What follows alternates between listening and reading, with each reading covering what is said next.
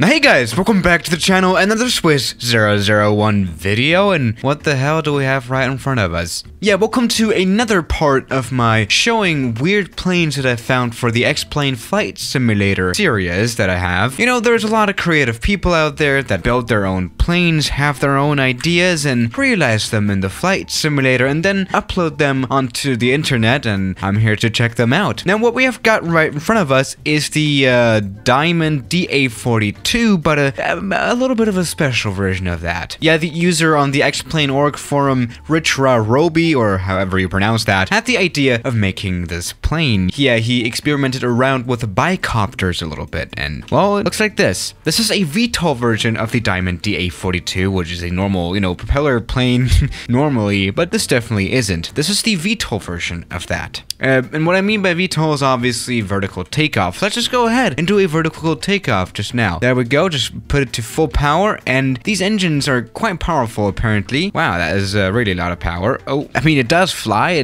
quite well too, doesn't it? Or maybe it doesn't. Okay, let's maybe go to the normal airplane mode that this plane can also access by just setting this switch, and we've crashed. Well, that was quite unexpected. Alright, let's try this again. We are back in the DA42 Special Edition. Let's get the propellers to normal mode, which has worked quite well. Yeah, the plane flies a lot better in normal mode. I'm not gonna lie. There we go. Now we have got this plane in the normal plane mode. As you can tell, this plane here is incredibly fast in the 0-degree engine mode, like the plane mode that we're in right now, which makes sense, obviously. You know, these two engines, in order to gain lift in the VTOL mode, obviously need to be producing a lot of power, which, I mean, there we go. It works. That is very impressive. Now, this kind of feature gives a plane the ability to land everywhere. For example, here we are on the Norwegian island of Værøy or something. Yeah, I think that's Værøy. That doesn't really matter, but the airport that we've just departed from is actually closed these days. The only way to get to this island by air is a helicopter, because there is still this helipad here on this island. And you know, helicopters aren't always the best way. It's not the fastest way either. You cannot really transport passengers on the schedule with a helicopter. With the Diamond DA42, probably not either, but you know, this is an interesting idea. Okay, let's just get the landing gear out. Oh, power, more power. Oh, that was very close to hitting the ocean. Let's try getting this plane somewhat landed on this helipad, which is probably not going to work. Luckily enough, we have a parachute on board as well. All right, we got all of that. Might have actually saved us. That was stupid. Okay, this is quite nice. We actually have 2 parachutes on board even, in case something goes wrong, just like it did now. I mean, there's a second version of this one called Cyclic. Maybe that one works a little bit better. Let's just check that one out as well. All right, there we go. Cyclic Edition. I wonder what's going to change about that one. Oh, well, this feels like it flies a little bit better, but it's not particularly stable either. I don't really feel safe on board. Yeah, by the way, again, here's the now closed airport. Okay, then maybe let's try getting this plane landed on some impossible runways, right? Or perhaps no runways at all. Let me try getting this plane landed on top of this mountain. This is actually a super interesting island. It's very sad that it doesn't have an airport, because I'm quite sure that there will be a lot of tourists just for this mount. Jesus Christ, it looks amazing. Okay, let's go ahead and get this plane landed here though. Oh no, not that much of a stable flight. Alright, come on.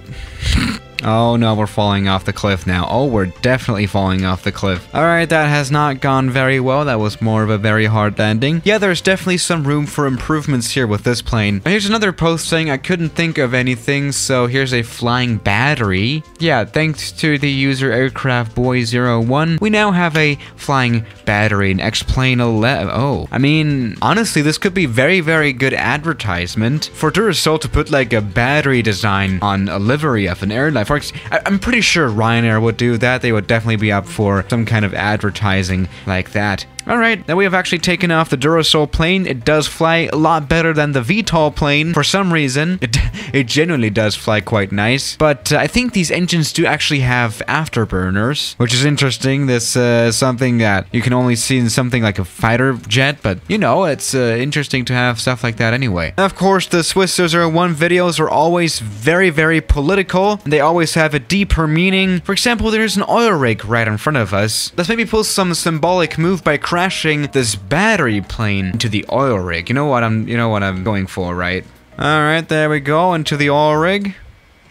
Oh, that's just gone right through there. Alright, come on, second time. There we go. Oh, we impacted the water there. That was actually quite a failure. Okay, yeah, what else did I download for this video? Now, some other plane that I found was the Stratofortress. Normally a very straightforward plane, very famous for its 8 jet engines, actually the most jet engines a plane has ever had. That is the Stratofortress for you. Now, the person that created this plane had the idea to modify it a little bit, and more specifically, its engines. Now, instead of 8 jet engines, you have 8 rocket engines now. So, that is the Stratofortress for you. Jesus Christ. Oh, just the sound on my headphones. It's so bassy. Actually, I kind of do like the sound. Actually, that noise is overtaken by the sound of that wind hitting against that aircraft and that wing. Oh my god, I have to take off my headphones. Jesus Christ. I am actually starting to get deaf. But what has happened now is, well, we have run out of fuel in this plane. We have actually managed to run out of fuel. I mean, that makes a lot of sense. Running 8 rocket engines definitely isn't very efficient. And that flapping of the wings isn't particularly helping either, is it? I mean, you know, it's always a funny idea to put rocket engines on something. I mean, you know. There we go. Aircraft carrier takeoff works fine, of course, and oh my goodness. Oh, yep, that is definitely blowing a lot of water. I'm sorry, aircraft carrier. That probably wasn't too good of a... Oh, damn, this is... It kind of looks cool, though, doesn't it? Alright, I do want to show you some more interesting aircraft that I found on the internet, I guess, but not necessarily for the X-Plane Flight Simulator, but also for the Microsoft Flight Simulator. You know, we haven't touched that one in a while. Here it is. Let's just go ahead. Now, this is always a good place to return to check out some interesting planes. Well, this is not particularly a plane, it's a ghost ship, but it flies. Let's just see what it can do. And I think for locations, we're actually gonna go to Sydney, because there's something special to be found there as well. Alright, there we go. Welcome to, Sydney here. In a ghost ship, and it's actually quiet. It's interesting. Well, and what do we got here flying around? Obviously, this is a Star Wars ship, something. I have no idea, honestly. It's something from Star Wars, probably. And welcome to Sydney. The Opera House actually looks very nice. The scenery, as always, looks nice as well. This is the ghost ship. Yeah, that's what life is now. And probably this was supposed to be for Halloween and all that stuff.